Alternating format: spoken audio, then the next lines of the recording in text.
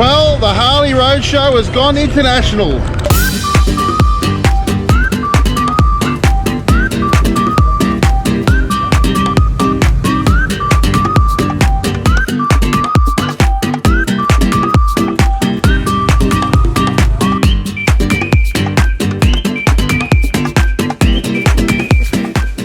Well, the Harley Road Show has gone international. Here we are in Bali, just going along the beach here, trying to avoid getting cleaned up by 45,000 other motorcycles, or scooters, cars, jeeps, dogs, cats, people. But first thing in the morning, beautiful go along these beaches. It's absolutely spectacular. Let's try and make it down the other end without coming off. Have a look at this.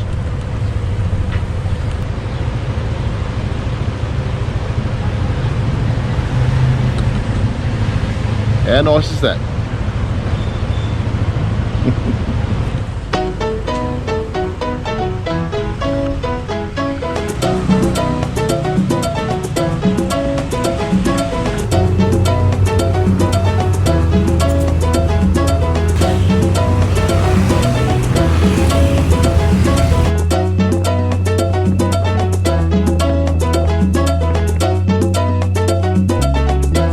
One thing you don't want to do here is take your eyes off the road. Oh, take your eyes off the road.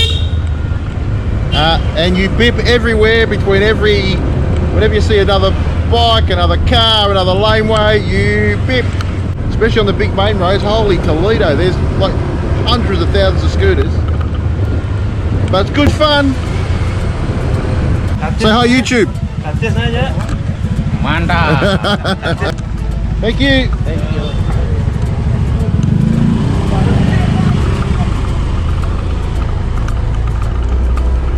That was $2 to get into this beach here, so let's go and have a look what's here. Betty Tennant Beach. I think that's how you say it, I'm not 100% sure. Nice clean river.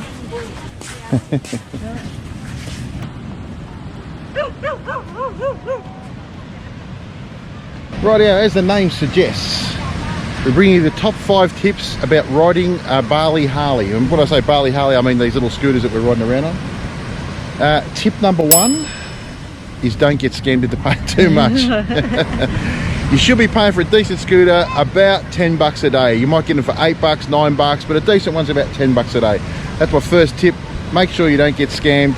It's $10 a day. That's what we're paying. We could have got them for $9, we could have got them for $8, but they looked a bit shitty, so we went with the $10 a day, and really $10 a day. What's $10 a day? It's bugger all. That's my first tip about Bali Harleys. And ladies, take a little packet of tissues with you because a lot of toilets don't have toilet paper. yeah. They're squatty potties and yeah, not the most hygienic thing in the world. And unless you like putting your hand in water and then doing the rest, take some tissues with you. Have a look at this. Very, very nice. Most of the beaches here are sort of surf beaches on this side. We're in sort of near Leggy and Seminyak, Kuta, and most of the beaches are surf beaches. On the other side of Bali, they're more, it's more like a bay, so it's more, it's a lot flatter, and but all the surfers you see are over this side of, It's about, what's that, 8:30 in the morning? Yeah, it's already really hot. Already hot, so make sure you always got plenty of water. And sunscreen. Yeah, sunscreen, yeah, definitely. And the other thing is, if you're going to drink drinks, just drink the drink. Don't put them in ice, especially on the street stalls, because the ice is generally made just from the local water, and it's got lots of stuff in it, so you don't want to be doing that. Otherwise, you'll end up with Bali belly. So this is not rubbish. These are offerings. You can see the incense burning. So every morning they come and pray for a good day and pray to be healthy and all that sort of stuff, and they do an offering every day, and that offering will be, might be some fruit, just little bits and pieces that mean something to them, a bit of food, put it up there, and they do an offering every morning, and they'll clean it up at the end of the day and start again the next day. Got the crabs. I got the crabs. Hello, Australia. Australia? Say Yeah. hello, Australia. Good. You say here, in the camera. Yeah. Thank you. Thank you. He was waiting for the camera. You keep that. That's fine. Thank you. Thank you very much. Yeah, Bintang. Yeah. Good afternoon. Where is that? Jayakarta. Jayakarta Hotel. Yeah. Balinese people are really, really nice, aren't they? Yeah, beautiful. Very friendly, beautiful people. Just really, really nice people. Really friendly, very helpful. If you need to find out where you are or where anything is, they'll point you in the right direction. They might not speak very good English, but they'll understand and they'll point you in the direction. However, there are scammers here. Yes. Like the toilet man tried to scam me out of paying $5 $5 to go to the toilet. I was like, no, not doing that.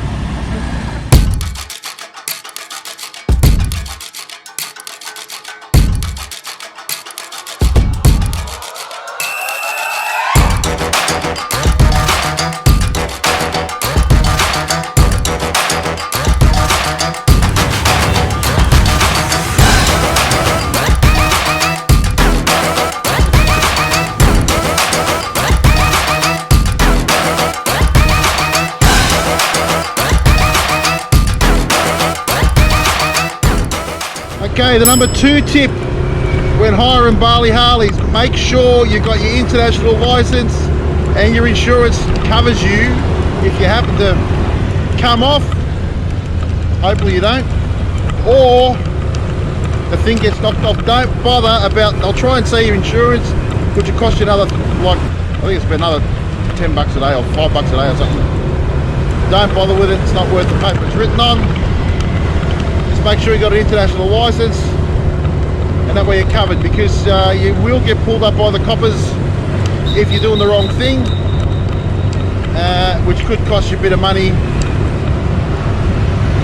probably to the coppers. Yeah, so make sure you got your international license, and make sure you got your own personal insurance. Travel insurance covers you for riding motor scooters and motorbikes and all the other stuff. That's my number 2 tip. How cool's that? That's a Tiamo bar. These little bars are everywhere, aren't they, Elaine? Like, just everywhere you go, there's bars. Yeah, if you've been to Bali, you'll know what I'm talking about. They're just everywhere. I just wish I knew where the hell we were. Find the beach. My 3rd tip is, as you're riding along, you've got a horn. What one bip means, so when you're coming past like a street, or you want to warn somebody, it's just one bip, like that. That's all you're going to do, and that just warns people. So when you hear, it's not people actually bipping at you in a bad way. They're actually just bipping at you to remind you that they're there, or to just to warn you that they're there. It's just a courtesy bip.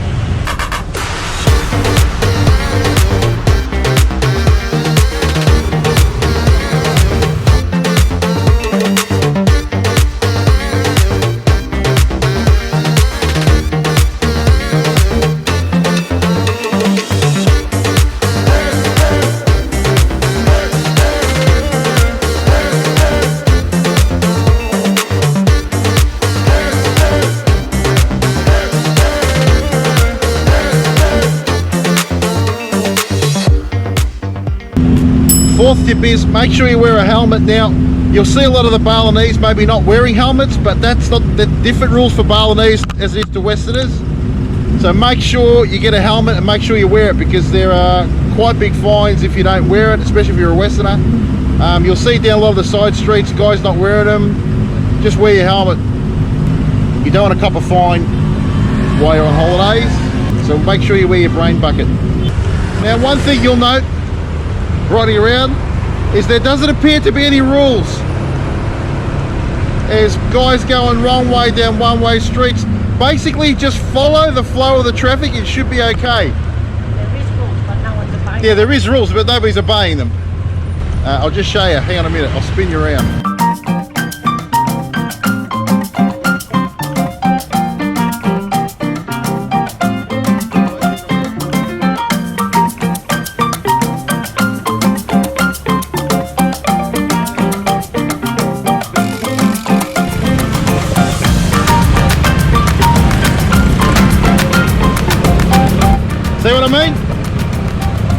But somehow, it all works.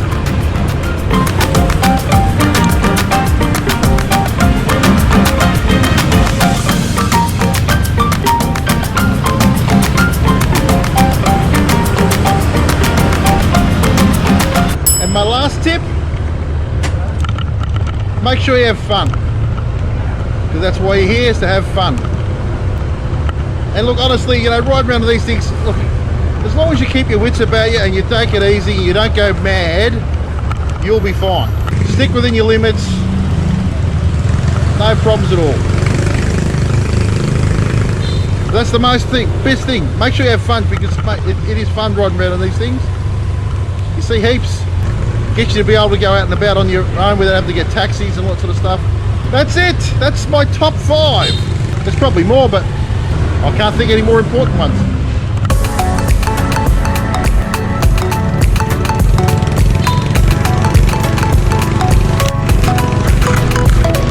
Actually, there's one more bonus one I thought of.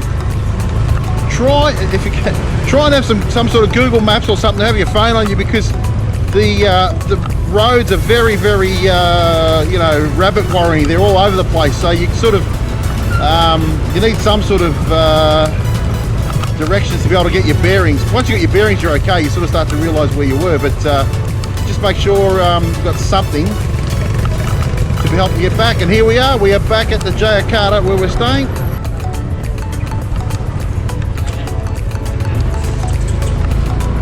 How was that? Good. You know what? I somehow feel a bit safer in all this hustle bustle than I do in Melbourne. It's weird because like everybody goes, like it's all over the place, but everybody looks out for each other. There's no road rages, none of that sort of stuff. Yeah. It's just really and the cars are more aware of the bikes. Yeah, much more aware. Much more aware. So it really, although it looks chaotic and it looks like it's unsafe, it's actually not that bad. Yeah, it looks great. With the first day I thought, I'm not going on the bikes. It looks crazy here. But actually it's, like I said, I feel more comfortable here than I do in Melbourne. Which is hard to believe, but yeah, but they generally do look out for bikes a hell of a lot more than they do in Melbourne, in the big cities. So yeah. Guys, that's our little tour around Bali and our top 5 things to watch out for when you hire a Bali Harley. Hope you enjoyed it, hope it was helpful. Hope you get over to Bali and have a look around, because it's a fantastic place to come and visit, is it not? Yeah, beautiful. It's absolutely fantastic and cheap. Mate, it's cheap. And don't barter too much, because these guys are still trying to recover after COVID. Yeah, especially look after your drivers. Like I said, to rent these is about $10 a day. To get a driver for a whole day is about 700,000, which is about $70, which really is peanuts for a whole day. And we had our driver Owen pick us up the other day at 8 o'clock in the morning and dropped us off at 9:30 at night, and all he was going to charge us was 800,000, which is $80 for the day. I think we gave him about $120 for the day, and he was that appreciative. It wasn't funny, and these guys are super appreciative of everything that you can do for them. And like I said, just be wary, don't get ripped off, but you'll know they're genuine people, you know when you're getting ripped off. So hope you enjoyed this. If you did, give us a big thumbs up. We'll catch you next time on the Harley Road Show. See you later. See ya.